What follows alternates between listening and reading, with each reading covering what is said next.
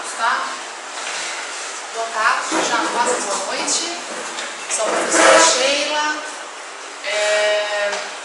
Eu trabalho, uma das disciplinas que eu trabalho é política, legislação e contratos.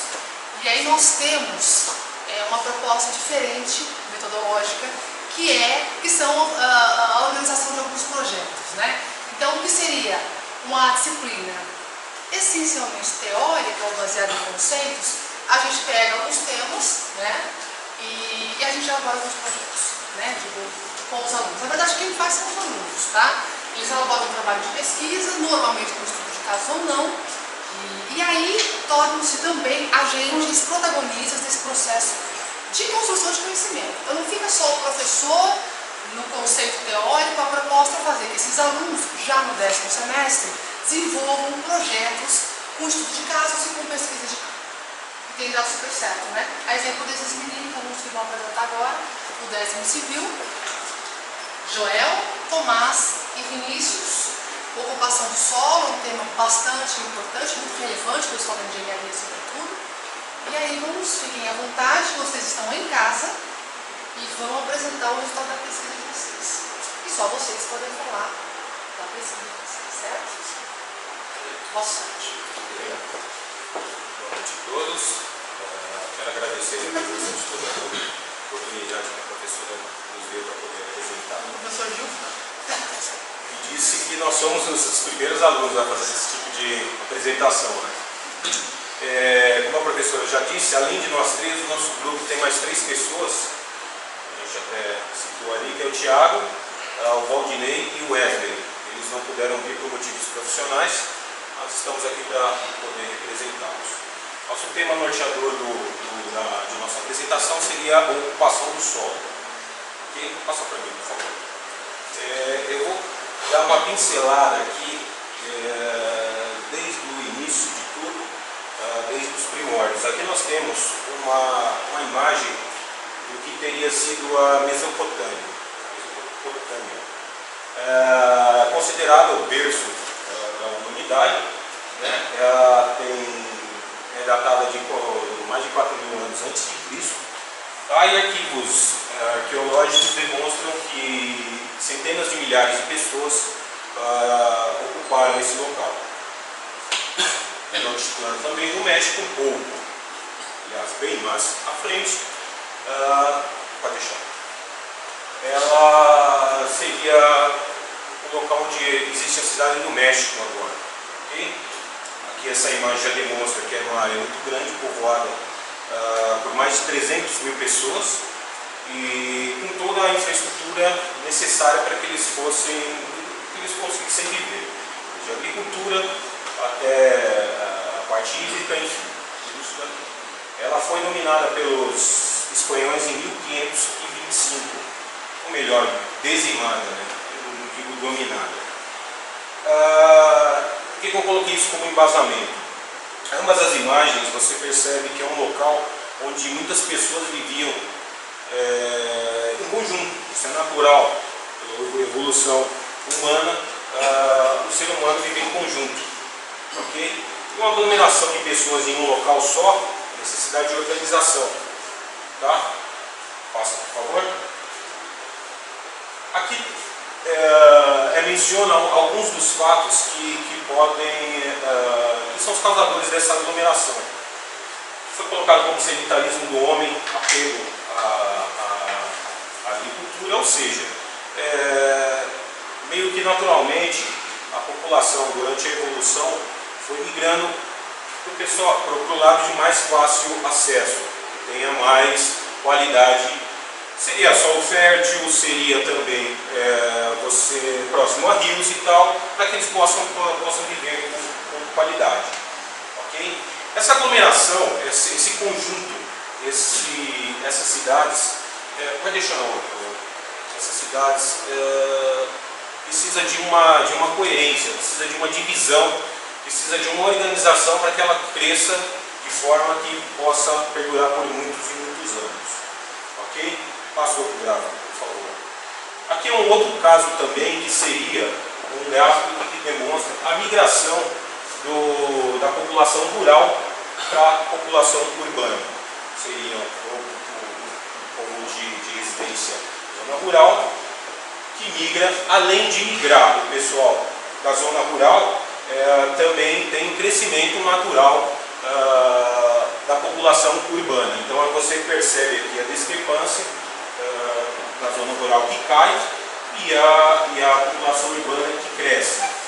Isso significa que a necessidade também de uma organização, de uma coerência populacional.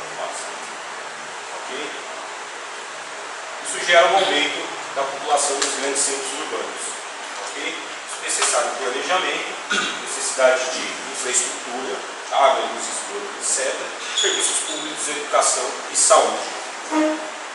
Tá? Isso é um exemplo bem básico, que todos conhecem, de um crescimento populacional desorganizado. Houve uma ocupação de uma área muito grande, essa é uma das que existe, sem nenhuma organização, sem nenhuma infra. É isso que acontece, não tem ruas definidas, não tem saneamento, ou melhor, tem, mas com precariedade, chega até a ser um local insalubre de se viver, mas se vive, ok? E essa não é a ideia do tema que nós vamos falar. Para isso que existe, pode passar, tá? Aqui também diz, desenvolvimento tecnológico também, apesar de ter desenvolvimento tecnológico, para passar para os dias atuais, na Rocinha, por exemplo, existe internet, Wi-Fi livre para todo mundo, sendo que muitos ali não tem nem esgoto. Tem uma fossa ali, alguma coisa, a água potável, às vezes não tem, dependendo da localidade. Então aqui é um contraponto que é feito com as situações. Para que aconteça essa organização, existe o ordenamento brasileiro fundiário. Tá? O que seria isso, gente? Seria a ocupação do solo de forma organizada. Isso se dá ao nome de parcelamento do solo. Okay? Quando houve o descobrimento aqui do Brasil, isso em 1500, essa nova terra se tornou patrimônio de Portugal. Okay? E inicialmente não houve tanto interesse, até mesmo desinteresse no caso, pela população, pelo crescimento populacional dessa nova terra. Okay? Só em 1530, os bandeirantes começaram a sair com a intenção de conhecimento, saíram da zona litorânea e foi para o centro da terra, com a intenção de fazer ocupação, de popularizar. E em 1532 que foi inaugurada a primeira vila, que seria a Vila de São Vicente. Tá? A Vila de São Vicente, que foi a responsável pelo crescimento populacional aqui do nosso país. Ok? Passa para mim, por favor. Aqui eu coloquei algumas imagens do que seria algumas áreas que todos nós conhecemos bem antes. Tá? Aqui seria o bairro do Pacaembu em 1934. Se der uma olhada, dá para entender mais ou menos a divisão das terras. Você percebe que eu já tenho ali rodovias, estradas, aqui já tem uma ocupação dividida, tá vendo? Você pode ver, diferente do que a gente viu lá da Vassoura. Tá vendo como é tudo mais organizado? Passa. Tá? Aqui seria a Marginal Pinheiros em 1954. Construção da Marginal Pinheiros em 1954. Também isso foi feito baseado em estudos populacionais. Nossa. Aqui seria o local onde hoje é a Estação da Luz. Perceba a quantidade de terras, e vocês com certeza já passaram por lá, a diferença, né? Organizado, com ruas, infraestrutura, tudo. Isso aqui se tornou o que é hoje o local onde é a Estação da Luz. Parque do Ibirapuera, em 1934. Esse é o local do Parque do Ibirapuera, em 1934. Avenida Paulista, local onde é a Avenida Paulista, bem próximo aqui, gente. 1890. E aqui seria a Avenida Brigadeiro Luiz Antônio. Aí na frente, esse local é esse aqui. Veja a diferença. Como é que cresce de uma forma tão organizada? Como é que esse local se transformou nesse? Então a necessidade disso, pode passar, seria através desses dois tipos de parcelamentos existentes. Seria o desmembramento e o loteamento. Ok? Vai deixar lá. Existe uma lei federal, 6766 de 79, que ela dita algumas regras para que ocorra o desmembramento e o loteamento de terras de uma grande área de maneira organizada. Ela rege como premissa que toda área a ser ocupada seja capaz de proporcionar infraestrutura para uma futura ocupação. A necessidade de você ocupar uma área que não tenha como lhe fornecer infraestrutura para um possível crescimento populacional ali. Essa lei, ela rege que além dessa infraestrutura, seja feito de forma de acordo com as medidas que ela pré-determina. Essa é uma lei federal válida para todo o território nacional. Além dessa lei federal, existe também cada município, ele tem a sua legislação que é baseada em cima dessa lei. Okay? Por tratar-se de uma legislação municipal, ela não pode sobrepor a lei federal. Okay? Cada município sabe a sua necessidade de crescimento, então cada município determina as suas regras de loteamento. Tá? Eu vou falar um pouco aqui dessas duas formas de parcelamento de solo, que são itens importantes para nós, futuros engenheiros, para engenheiros já formados arquitetos. Digamos que você participe de algum projeto que tenha a necessidade de você fazer o registro do terreno do lote que você está trabalhando.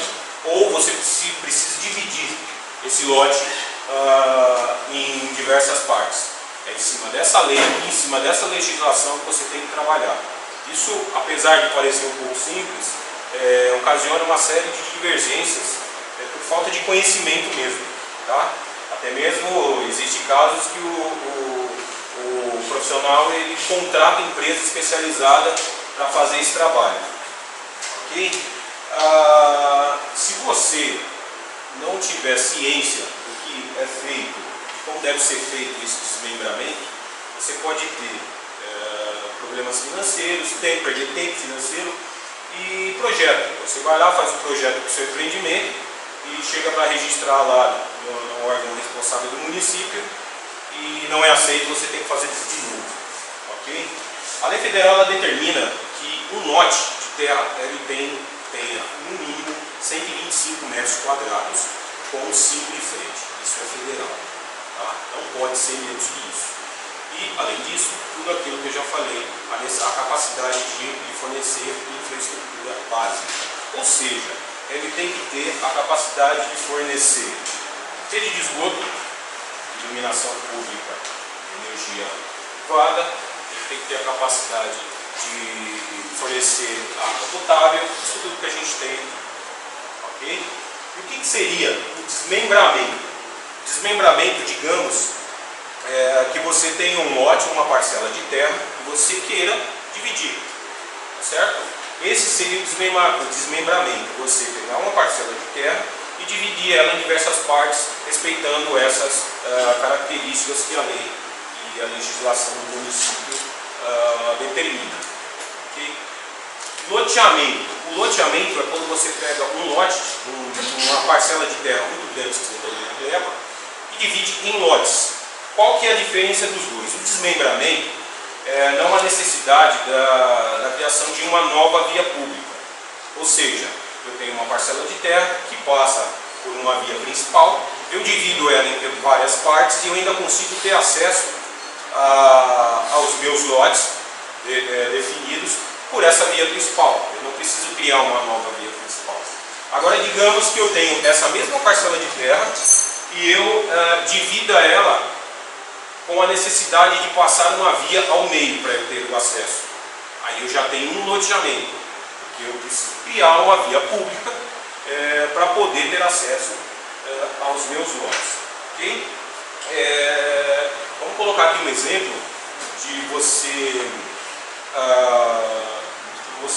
vamos colocar o município de São Paulo, por exemplo.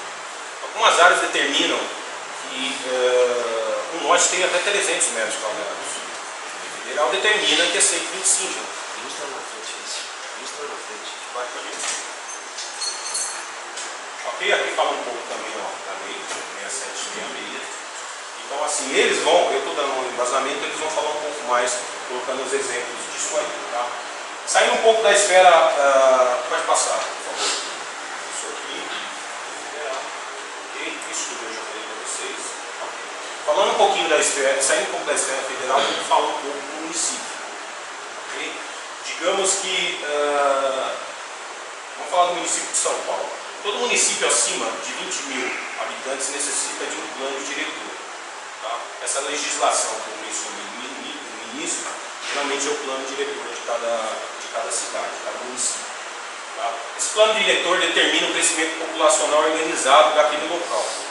Tá? Então ele determina qual área que eu tenho que ter mais comércio, qual área que eu tenho que ter mais residência populacional, aonde eu posso subir torres, aonde eu posso subir torres maiores aqui e menores ali. Esse seria o plano diretor.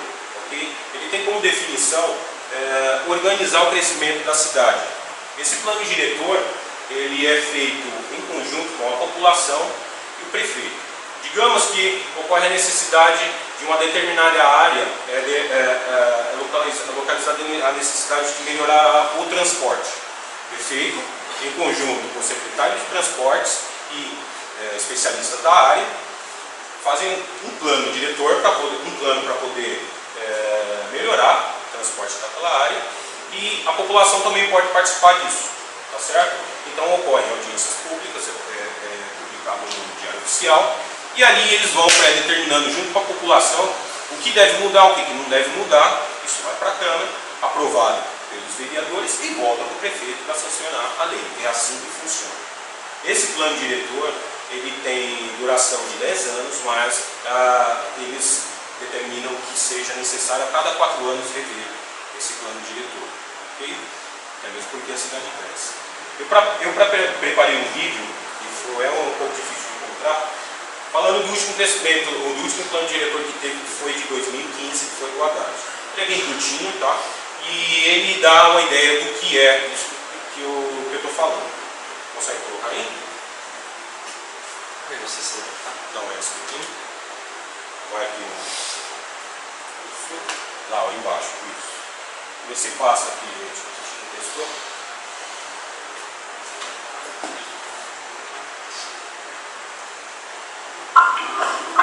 Cidade grande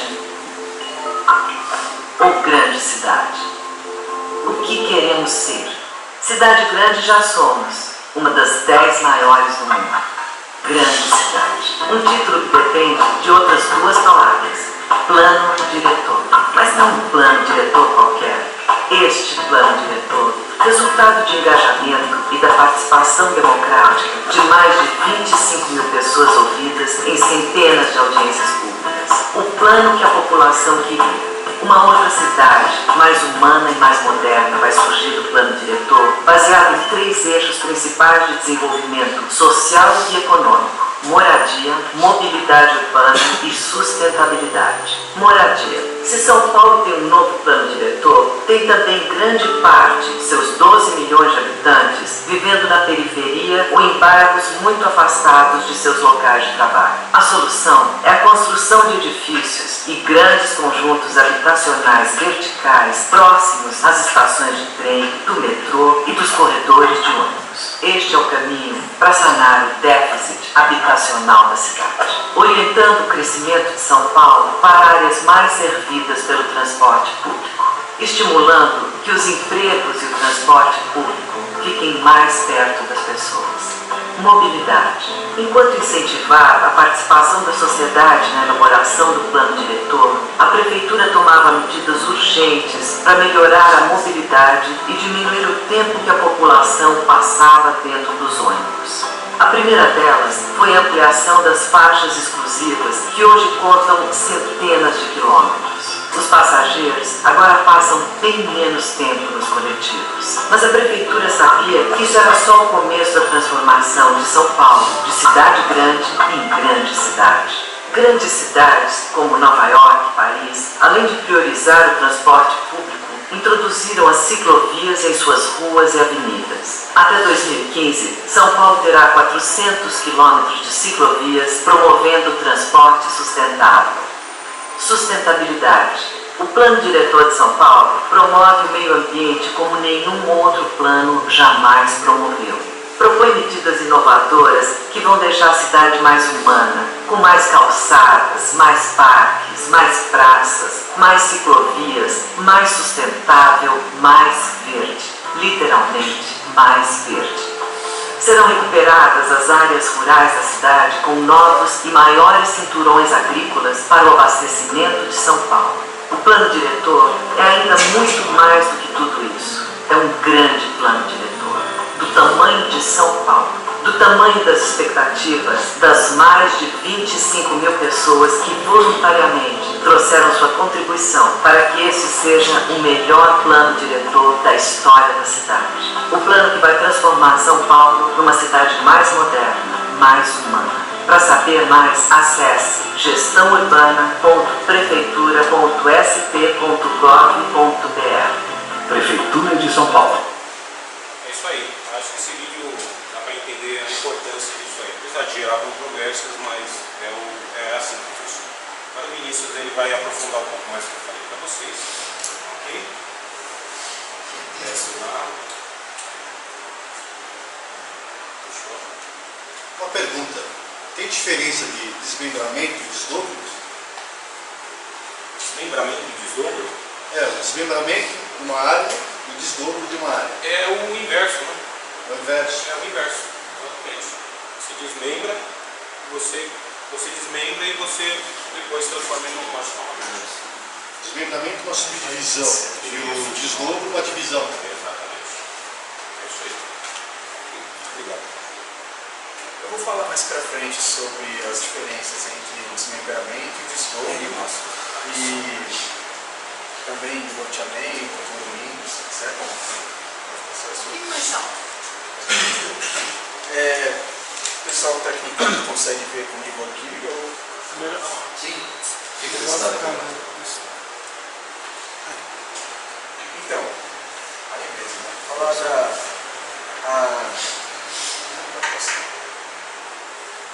da divisão das áreas, né, e algumas diretrizes que são necessárias para o parcelamento do solo. Sim.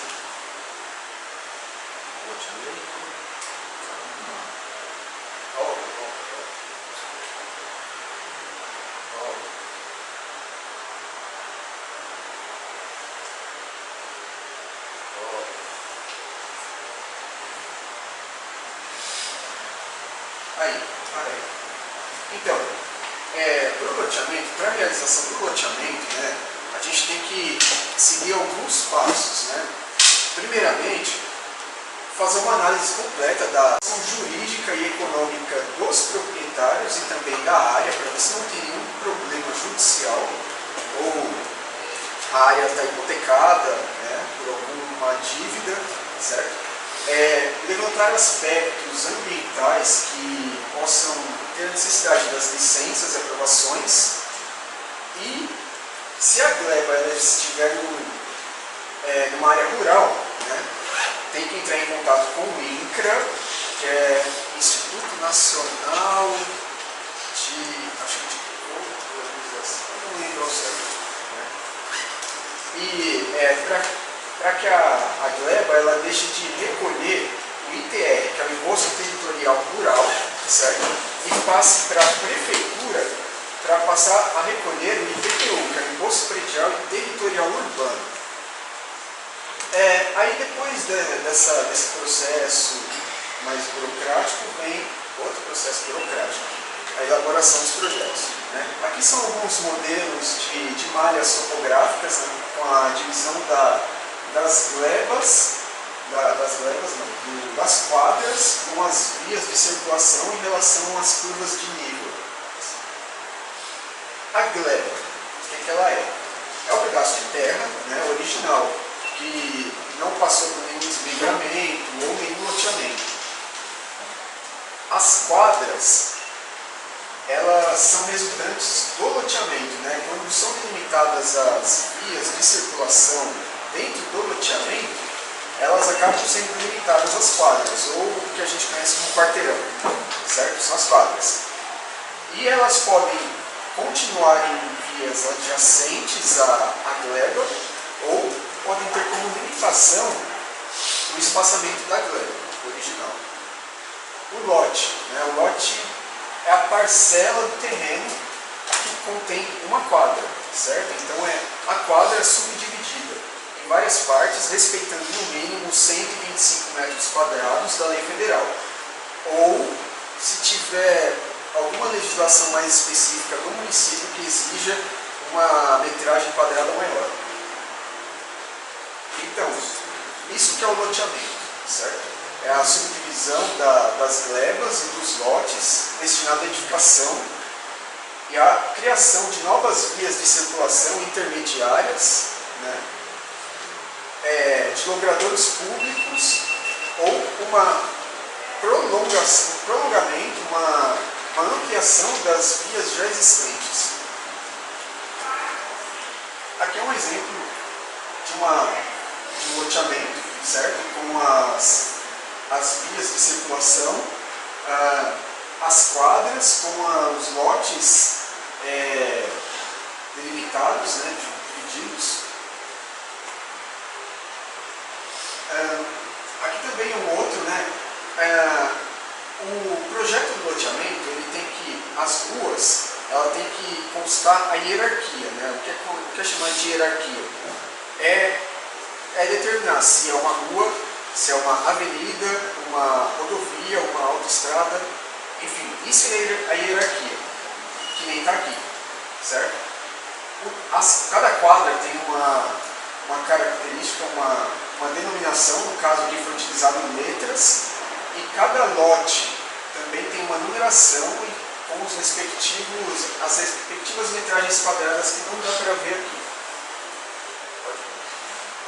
O logradouro público. O que é logradouro público? É praticamente tudo que a gente usa para o caminho público, certo? Ruas, avenidas, passagens, vielas de pedestre, viela sanitária ou faixa sanitária, nós vamos ver mais para frente o que é. Balão de retorno ou rotatória, a mesma coisa. Passarelas, parques, alamedas, largos, viadutos, pontes, túneis, rodovias, enfim, isso é o logradouro público. O desmembramento, certo? É a divisão das glebas ou dos lotes, né, com o aproveitamento de uma mesma via, certo? Toda vez que você divide um lote, ele tem que ter pelo menos uma das laterais dele voltada para a via, certo? E o desmembramento ele pode ser feito de forma que não gere novas vias, né, ou logradouros públicos. O desdobro. Essa que é a pergunta que você tinha feito? Desdobro. Subdivisão e a divisão.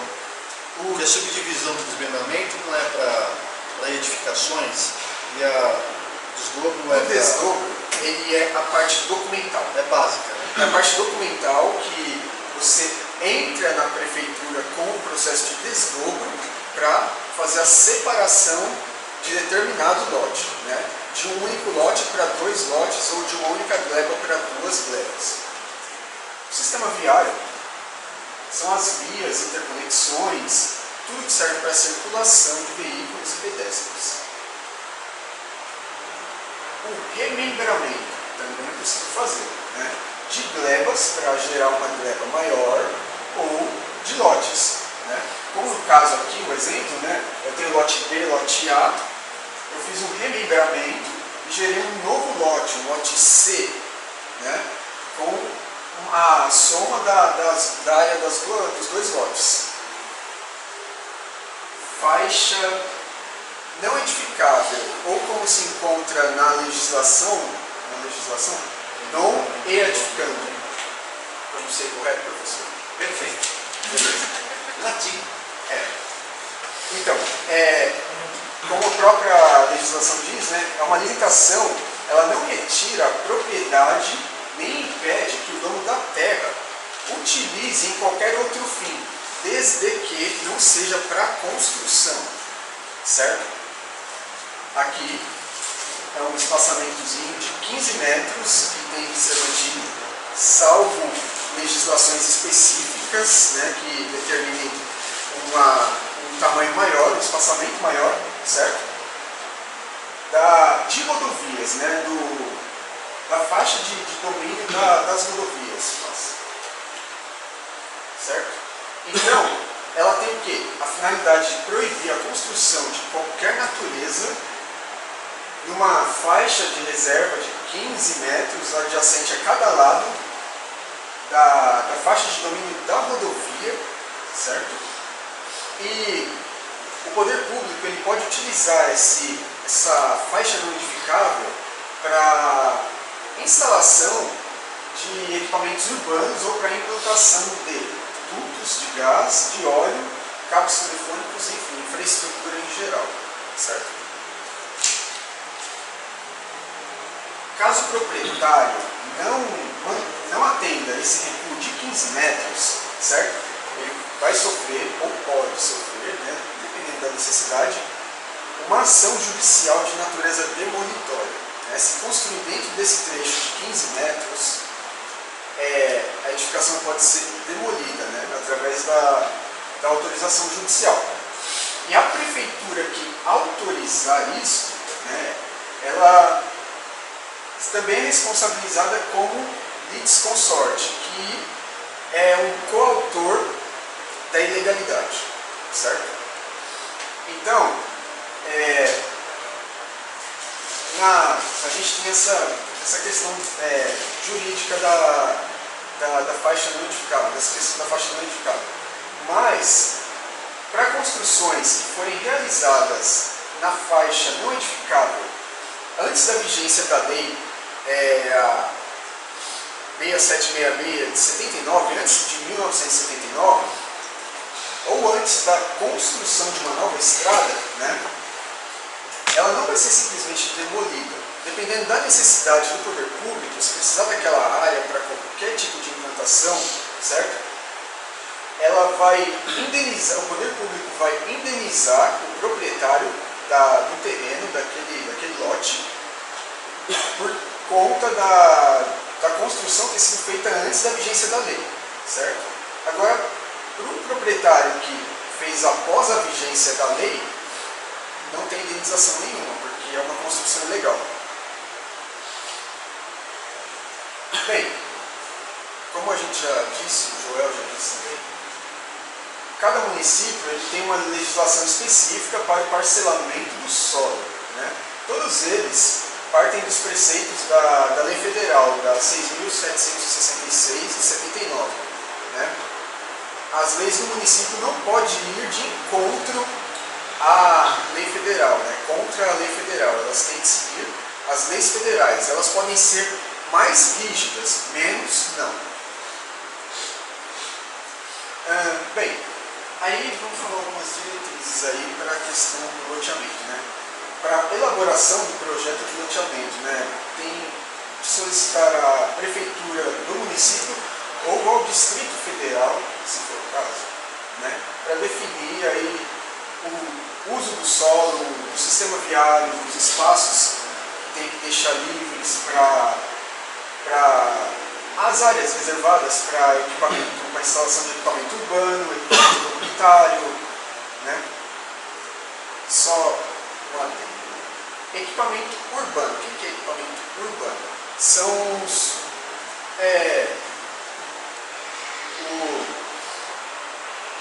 a calçada, os faróis, né, postes de luz, isso é equipamento urbano.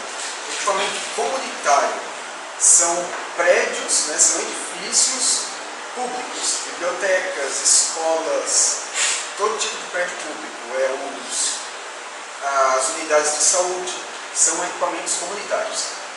Enfim, né, após fazer essa solicitação para a prefeitura ou o Município Federal, né, junta aí na planta um requerimento contendo as divisas da gleba, que será loteada, as curvas de nível nas distâncias certas e a localização dos cursos de água, bosques e qualquer construção já existente no local.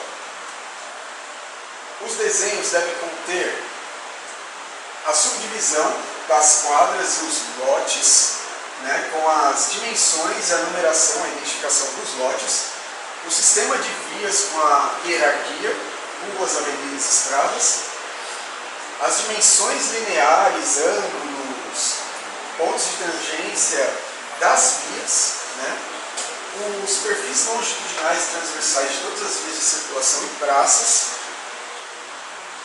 a indicação dos marcos de alinhamento e nivelamento e os ângulos das curvas das vias que serão projetadas e a indicação em planta dos perfis de todas as linhas de escoamento de águas pluviais.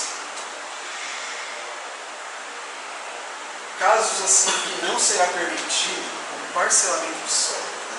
Certo? Em terrenos alagadiços sujeitos a inundações, desde que tomada providências para assegurar o escoamento dessas águas e evitar isso. Né? Em terrenos que tenham sido aterrados com material nocivo à saúde, certo? Sem que antes sejam saneados. Em terrenos com declividade igual ou superior a 30%, salvo se atendidas exigências específicas, né, de talvez uma obra de contenção ou algo do tipo. Ou em terrenos que as condições geológicas não aconselham a edificação, né? Ou em áreas de preservação também ecológica, certo?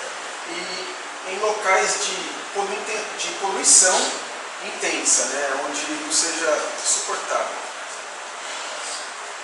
Bem, como já foi dito, os lotes terão área mínima de 125 metros quadrados, frente mínima de 5 metros. Ao longo das águas correntes ou dormentes, faixas de domínio público, as rodovias, ferrovias e dutos, é obrigatório a reserva da faixa não edificável de no mínimo 15 metros, né? Salvo legislação específica, assim, exigindo mais que isso. E as vias do loteamento, elas devem se articular com as vias adjacentes, né? com as vias de circulação no entorno do loteamento, né? E também manter a topografia do local. A prefeitura ela deve indicar as ruas e estradas existentes no entorno ou projetadas a serem feitas, né? Que compõem aí o sistema viário, relacionados com o loteamento e a serem respeitadas, certo? O traçado básico do sistema viário, né, o sistema viário principal, a localização aproximada dos terrenos destinados a equipamento urbano comunitário e das áreas de uso público. E as faixas sanitárias do terreno, que são necessárias ao escoamento de águas pluviais e também as faixas notificáveis. E a prefeitura indicará também a zona ou zonas de uso predominante. A gente tem loteamentos em locais com zona exclusivamente residencial, ou então uma zona mista, onde é residencial e comercial, ou zona industrial. E tem outros vários. Né? Então, o projeto ele vai ser composto do quê? Das plantas com os detalhes planimétricos já existentes no local, as curvas de nível, com os projetos planimétricos das ruas, com as quadras e lotes, e os perfis longitudinais das ruas, e o memorial descritivo, e o perfil o transversal de cada rua. Aqui, ó, a gente tem um exemplo, está meio pequeno, mas eu vou descrever para vocês. Né? Os lotes com a respectiva numeração de identificação, com a metragem quadrada deles, a identificação da quadra, né? As vias circulatórias com a hierarquia, né? As ruas. Aqui nós temos o traçado básico da rodovia principal, né? Fornecido pela prefeitura ou pelo governo federal. Temos a faixa não edificável, certo? Ali nós temos o traçado de um rio e esse espaço aqui, né, essa diferença para a margem do rio e os lotes, né, são as faixas sanitárias, né, que são as faixas para escoamento das águas. Bem, o memorial descritivo, o que tem que ter memorial descritivo? Uma descrição breve do loteamento, com as características, as zonas de uso predominante, as condições urbanísticas do loteamento, né, e qualquer tipo de limitação que os lotes tenham, né, fornecidos pela prefeitura. E a indicação das áreas públicas que passarão para o domínio do município no ato do registro, né, do loteamento, e a enumeração dos equipamentos urbanos e comunitários e de qualquer serviço público já existente no loteamento e no entorno. Bem, a locação, né? É interessante falar da locação porque ela tem que ser bem feita, tem que ser feita corretamente para não ter problemas futuros de dimensões incorretas. E isso, para acertar na prefeitura, é um problema já. Né? E a locação ela é feita, então, em duas fases. Uma primeira fase provisória e parcial e uma segunda definitiva. Na provisória, serão locados somente os eixos das vias de circulação das ruas, né, para que seja feita a terraplanagem, e ela vai servir, a terraplanagem ela vai seguir esse perfil longitudinal das ruas, certo? E aí vai acontecer de arrancar, soterrar os pontos locados, por isso que tem que ser feito parcialmente, uma primeira fase da locação. Na segunda fase, depois que já foi feita essa parte da movimentação de terra, né, os eixos das ruas são locados novamente e também são locados os piquetes relacionados às medidas totais do loteamento e de divisão dos lotes. Falar um pouco de condomínio, né? A gente tem que falar um pouquinho de condomínio. O condomínio, a descrição, é um conjunto de duas ou mais unidades com um ou mais pavimentos, né? Ele é construído gerando unidades isoladas entre si, destinado para fins residenciais ou não, né? E cada unidade, ela constitui uma propriedade autônoma. O condomínio, a figura do condomínio, ela não é considerada parcelamento de solo, porque no loteamento, quando você faz um desmembramento, desdobro, é gerado um número de matrícula para cada lote. E no condomínio é gerado um número de matrícula geral, no condomínio todo, certo? Então, ele não é considerado parcelamento de solo por conta disso, porque você não vai subdividir o solo, é um único pedaço, certo?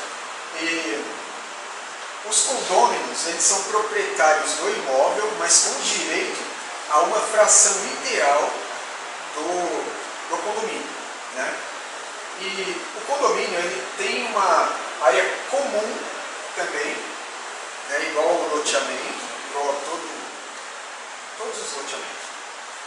Ele tem uma área comum, só que no condomínio, isso é condomínio fechado, certo? Ele é responsável também pela manutenção e infraestrutura interna, não tem nada a ver com o poder público. Então, o que acontece? Nos condomínios, né, então você tem uma propriedade exclusiva do local, né, perante uma fração ideal, certo? Tem uma propriedade comum sobre as demais áreas do condomínio, tirando aquela fração ideal, sim. Tem uma área delimitada para uso comum, só que ela é restrita aos condôminos, certo? E diferente do loteamento, né, as áreas de destinação comum, elas não pertencem ao loteamento. Elas são liberadas pelo poder público no ato do registro, né?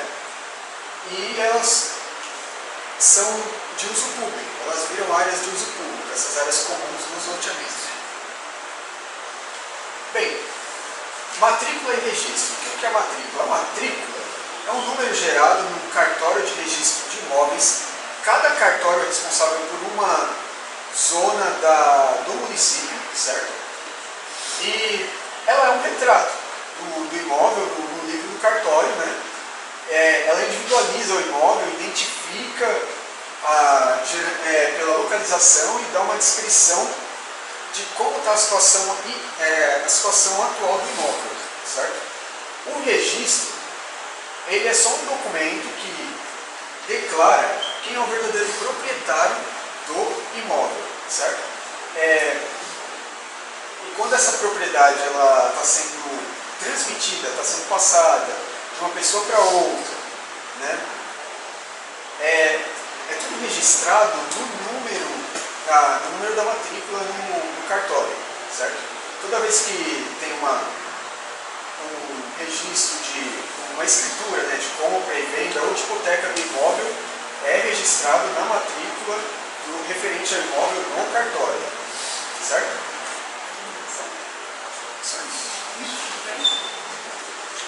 Vai lá. Bom, boa noite, pessoal. Meu nome é Tomás. Eu vou entrar com vocês a respeito das cotas ambientais do decreto 57565 de 2016, da lei vigente da cidade de São Paulo. Inicialmente, ilustrando um pouco mais com relação ao que foi apresentado aqui, parte mais burocrática da coisa, eu vou entrar com vocês na parte de estudo de toda essa parte do nosso trabalho. Caímos na questão da execução, né, da parte de arquitetura e instalações do projeto.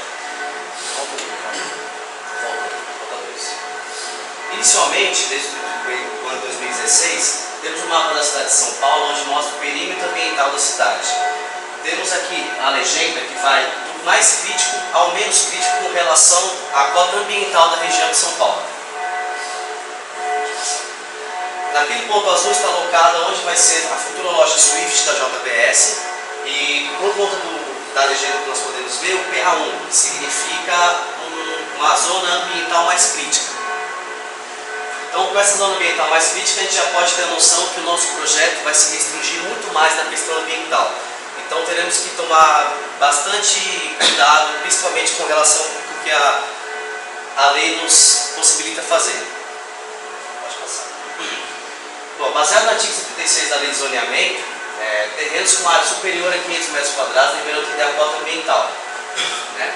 E para cada construção ou uma reforma que passe 20% da área total do imóvel, nós temos que prever um controle de escoamento, e esse controle de escoamento é uma instalação de um reservatório de retenção de água pluvial, onde no mínimo deve ser retido 6,3 litros por metro quadrado da área total do terreno.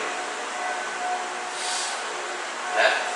Além do atendimento da cota ambiental, tem um reservatório com relação à parte de reuso de água. Além da retenção de água pluvial, nós temos a questão do reaproveitamento de água. Ou seja, todos os projetos de São Paulo, somente comerciais, nós temos que reter essa água pluvial. Essa retenção de água pluvial se dá com relação à área de construída, e um fator, que aqui eu vou mostrar já na frente com relação ao quadro 3A, com relação à nossa área de perímetro ambiental. Pode passar.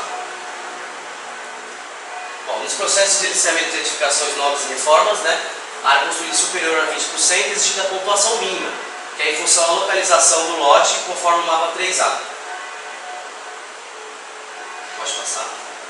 Bom, esse é o quadro 3A da cota ambiental. Ele nos mostra a taxa de permeabilidade, a pontuação mínima e os fatores. Isso se dá de acordo com o período de qualificação ambiental que eu apresentei inicialmente. Por se tratar de uma área que nós temos a parte ambiental um pouco crítica, se tratar da área central de São Paulo, nós temos uma restrição um pouquinho maior com relação a essa taxa de permeabilidade. Temos um lote acima de 500 metros quadrados, então nós enquadramos nesses dois dois quesitos, né? Taxa de permeabilidade 0,25 e um lote entre 500 a 1.000 metros quadrados. Bom, de acordo com a lei 16.402 de 2016, que é a lei da Decreto de São Paulo, a taxa de permeabilidade mínima desse terreno, que é numa área superior a 500 metros quadrados, nós temos que ter 25% dessa área total do terreno como parte permeável da obra. Né? Pode passar. Né? Então, deverá ser apresentado a cada 2 anos um relatório para a Secretaria do Meio Ambiente, demonstrando que o que o decreto da cota ambiental restringe você a fazer, para permanecer, ver se eles está sendo permanecido e se está se enquadrando a lei. Caso vier ao decreto ter alteração, você não tem necessidade de entrar a adequação. Pode passar. Né? A Lei 57565 regulamenta os procedimentos para a aplicação da cota ambiental, a taxa de permeabilidade, e serão aceitas apenas áreas jardinadas sob solo natural do atendimento da taxa, ou seja, não cita piso permeável.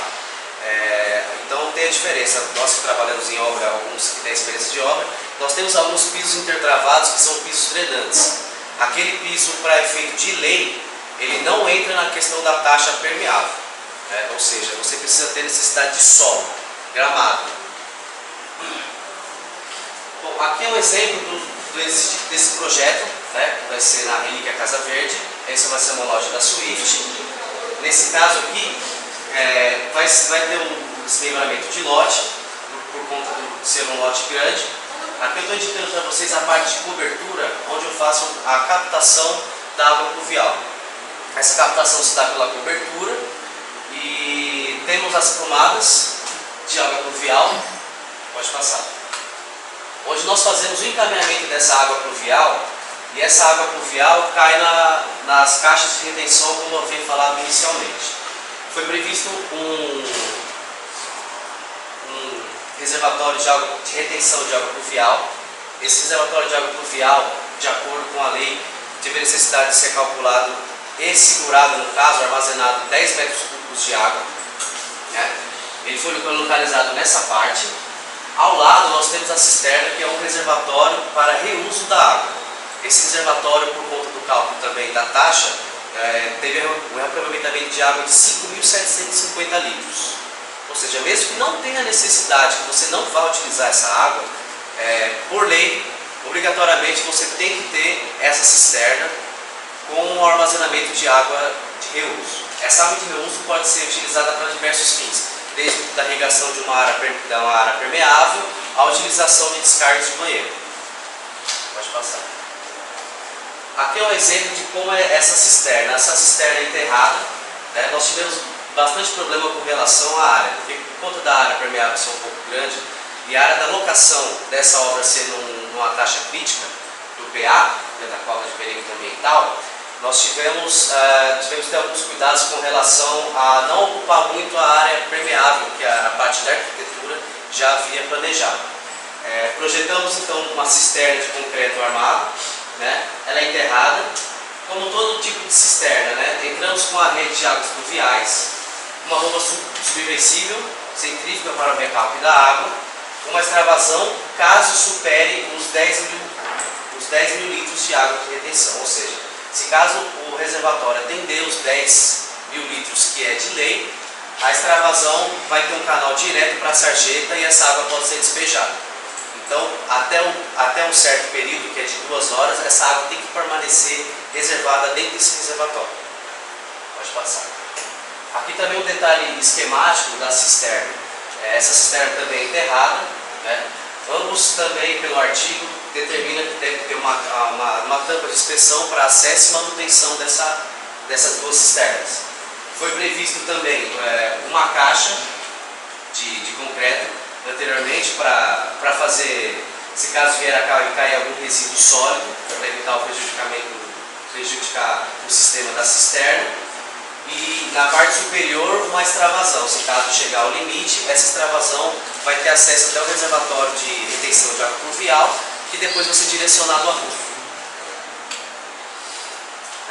Aqui, ilustrando um pouco mais do que nós conversamos com relação a todo o tema, principalmente o plano diretor, mostra aqui um exemplo do que o plano diretor falou que eles estavam tendendo a fazer.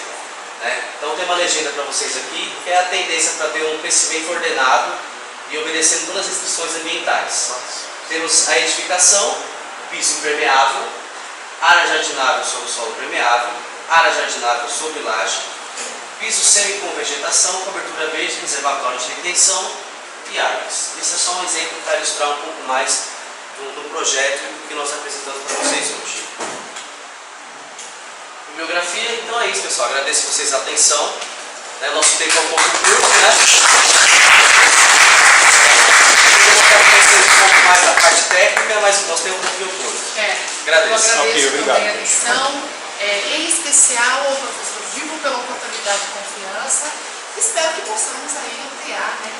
Trazer esses projetos aos alunos, que realmente é uma proposta também interessante. Gente, muito obrigada. Viu? Seguinte, primeiro, a ousadia